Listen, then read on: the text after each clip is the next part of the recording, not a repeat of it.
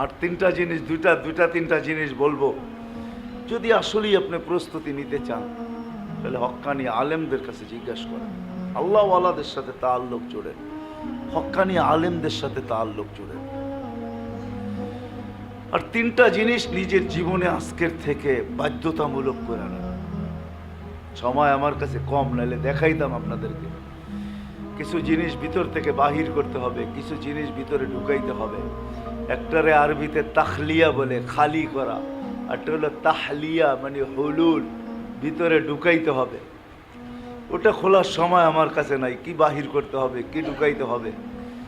কমসে কম এতটুক করি আজকের থেকে সবাই, তিনটা জিনিসকে লাজেমি বানায় আনি।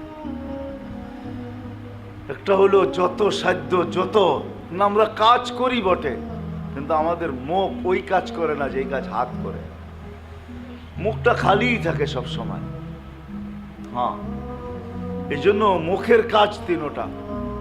কাসরতে ইস্তেগফার, যত দুরূদ ইস্তেগফার পড়া যায়, যত ইস্তেগফার। আল্লাহওয়ালারা এটার হদ বলছেন কমসে কম 1000 বার, কমসে কম 1000 বার, কমসে কম 1000 বার কাসরতে ইস্তেগফার। শুধু আস্তাগফিরুল্লাহ বললেও চলবে, আস্তাগফিরুল্লাহ। আরবি পারি না, বাংলায় বলি আল্লাহ মাফ করা দেন, আল্লাহ মাফ করা দেন, আল্লাহ মাফ করা দেন, আল্লাহ মাফ করা দেন, আল্লাহ মাফ করা দেন। 1000 বার বলি আল্লাহ মাফ করা দেন। যারা কাসরতে ইস্তেগফার পড়ে, কিতাবওয়ালারা লেখছে, এদেরকে সতর্ক করছে, তোমরা কারোর জন্য বদদোয়া করো না। এদেরকে নিষেধ করছে, বদদোয়া করো না। কেননা তুমি বদদোয়া করতে দেরি, লাগতে দেরি হবে না। কেননা আল্লাহর ওয়াদা। কেননা কাসরতে ইস্তেগফার আলা হাত উঠাবে আর এটা ফিরত আসবে, এটা হয় না। আল্লাহর ওয়াদা, হবে না। দোয়া কবুল। আর আরেকটা বড় ফায়দা হইল, কাসরতে ইস্তেগফার ওয়ালাকে আল্লাহ কখনো ক্লান্ত করবে না। দুনিয়ার ব্যাপারে ক্লান্ত করবে না, ক্লান্ত করবে না। কাসরতে ইস্তেগফার মনে থাকবে। দ্বিতীয় হইল বেশির থেকে বেশি কলেমা। মাঝে মাঝে শুধু লা ইলাহা ইল্লাল্লাহ, মাঝে মাঝে মুহাম্মাদুর রাসূলুল্লাহ সাল্লাল্লাহু আলাইহি ওয়াসাল্লাম। 100 বারে একবার বললেও চলবে। এটা বেশি বেশি কলেমা। হ্যাঁ, বেশি বেশি কলেমা। আর তৃতীয় হলো বেশি বেশি দুরূদ। আল্লাহুম্মা সাল্লি আলা মুহাম্মদ, এতটুকুই পড়ে। ওয়া আলিহি ওয়া বারাকা ওয়া সাল্লাম পড়তে পারলে আরো ভালো। দুরূদ পড়েন, বেশি বেশি দুরূদ, বেশি বেশি দুরূদ পড়ি। যত বেশি দুরূদ পড়ব, যত বেশি দুরূদ। আমি একটু আগেই বলতেছিলাম, আল্লাহ বড় সহজ করছেন।